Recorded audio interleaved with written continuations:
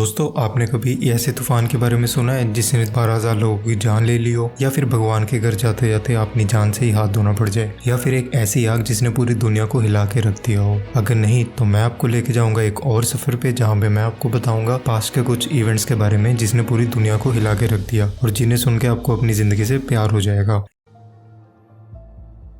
दोस्तों, ऑस्ट्रेलिया में आग लगना कोई स्पेशल बात नहीं है, पर एक आग इतनी बुरी थी जिसने पूरी दुनिया को हिला के रख दिया और ये आग पूरी 1 साल तक चली। ये आग ऑस्ट्रेलियन बुशफायर के नाम से जानी जाती है, जिसका किसी को नहीं पता कि इस आग को लगने के पीछे क्या वजह थी। ये आग इतनी भयंकर थी कि 46 मिलियन एकड़ की जमीन को इसने पूरी राख करके रख दिया और ये एरिया पूरे सीरिया के बराबर है और एटलीस्ट 3500 घर और काफी सारी बिल्डिंग्स थी जो जल के राख हो गई और काफी लोगों को अपनी जान गंवानी पड़ी और कितने जानवरों की जान गई उसका तो कोई अंदाजा भी नहीं है। कहते हैं कि ऑलमोस्ट 3 बिलियन जानवरों की इसकी वजह से चोट पहुंची और कई जानवरों को तो रिएक्ट करने का मौका ही नहीं मिला, वो वहीं पर ही जल गए। कहते हैं 143 million mammals, 2.46 billion reptiles, 180 million birds and 51 million frogs इसकी वजह से आधे जले हुए मिले। कई तो जिंदा भी थे बट उनकी हालत बहुत ही खराब। रिसर्चर्स का कहना है कि इनका कोई भी नंबर एस्टिमेटेड नहीं है। कई इंसानों ने इंसानियत दिखाई और इन जानवरों की जिंदगी भी बचाई, अपनी जिंदगी की परवाह करे बिना, और वहीं के गवर्नमेंट ने और पूरी दुनिया भर के गवर्नमेंट्स ने इनकी हेल्प करी और कई जानवरों और इंसानों को फिर से घर भी बना के दिए।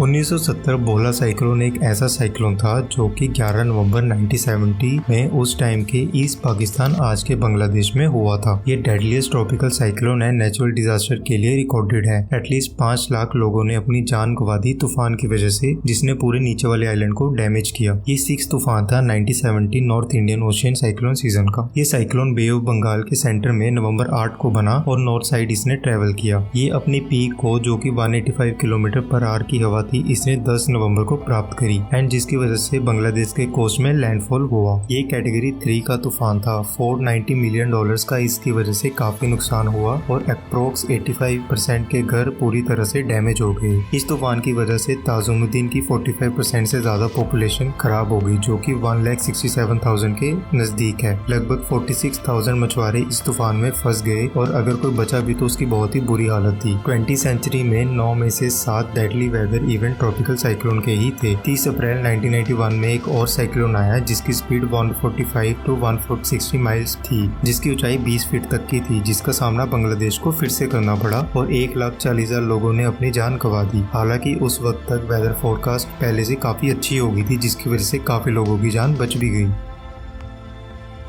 8 अक्टूबर 2005 कश्मीर पाकिस्तान में एक ऐसा भूकंप आया जिसकी वजह से यहाँ के लोगों को बहुत नुकसान हुआ। कहते हैं 80,000 इंसानों ने अपनी जिंदगी खो दी और 1 लाख लोग इसमें घायल हो गए और 3 मिलियन लोगों को तो बेघर ही होना पड़ा। ये सबसे खतरनाक नेचुरल डिजास्टर भी माना जाता है साउथ एशिया का। ये भूकंप इतना ज्यादा स्ट्रॉन्ग था कि बहुत ज्यादा लैंडस्लाइड्स हुई और कई जगह तो पूरी की पूरी धरती में ही धंस गई। मुसाफाबाद एंड बालाकोट 2 ऐसी जगह थी जिसको इस चीज का बहुत ही ज्यादा नुकसान हुआ हर चीज में। मुसाफाबाद की तो आधी स्ट्रक्चर्स वैसे ही पूरी टूट गई और बालाकोट तो मानो पूरा का पूरा गायब ही हो गया। इस भूकंप की लैंडस्लाइड और शेकिंग की वजह से 90% गाँव की बिल्डिंग खत्म हो गई।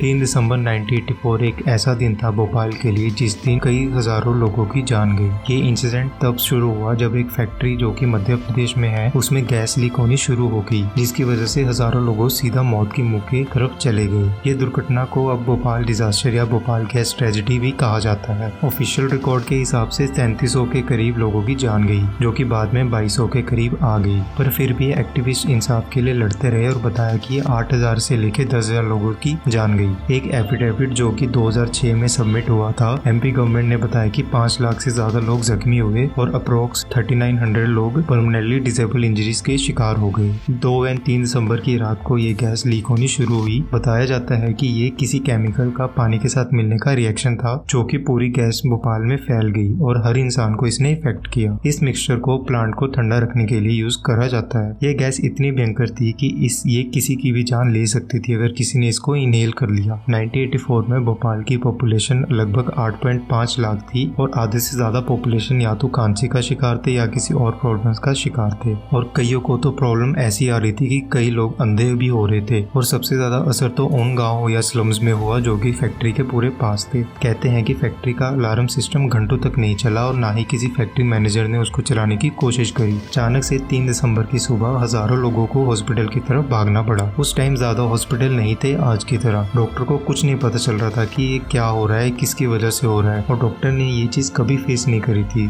वहाँ पे सिर्फ और सिर्फ 2 हॉस्पिटल थे जिन्होंने पूरी इस सिचुएशन को संभालने की पूरी कोशिश करी। 2 हॉस्पिटल्स में पहले 2 दिनों में 50,000 लोगों को सही करा। पर आज के टाइम पर भी इतने सालों बाद भी कई बच्चे ऐसा भी पैदा होते हैं जिनको कोई ना कोई प्रॉब्लम होती है और ज्यादातर लोग कैंसर के शिकार हैं। 2013 केदारनाथ एक ऐसा हादसा था जो आज तक भुलाया नहीं जा सकता। 2013 जून में एक ऐसा बाढ़ आई जिसने पूरे देश को हिला के रख दिया। ये बाढ़ ऐसी जगह पे आई जहाँ पे लोग बहुत ही ज्यादा मात्रा में दर्शन करने जाते हैं। बाढ़ पहले बारिश से शुरू हुई और कहा जाता है बादल फटने से इसकी शुरुआत हुई। पहले तो सबको लगा कि ये आम बारिश की तरह ही बारिश है, पर जब बारिश नहीं रुक रही थी तब लोग चिंता में आने लगे और जब लोगों को इस चीज का पता लगा तब तक बहुत ही ज्यादा लेट हो गया था। लोगों को तो ये तक नहीं पता था कि आंखें बंद करते वक्त ये उनकी आखिरी मूवमेंट हो सकती है। इतनी तेज बाढ़ पहाड़ों की तरफ से आई और केदारनाथ का मंदिर पूरी तरह से पानी में गायब हो गया। कुछ ही हिस्सा था जो मंदिर का अच्छी तरह से देख पा रहे थे। कई लोगों ने अपनी जान गंवा दी और बहुत ज्यादा नुकसान हुआ। ये भी कहना है कि 13 जून से 17 जून के बीच बहुत तेज बारिश होने की वजह से चोराबेरी ग्लेशियर एंड मंदाकिनी रिवर में हलचल हुई, जिसकी वजह से उत्तराखंड के बहुत बड़े हिस्से में बाढ़ आई। ये बाढ़ इतनी बड़ी थी कि हिमाचल प्रदेश एंड वेस्टर्न नेपाल के हिस्से में भी ये बाढ़ देखने को मिली।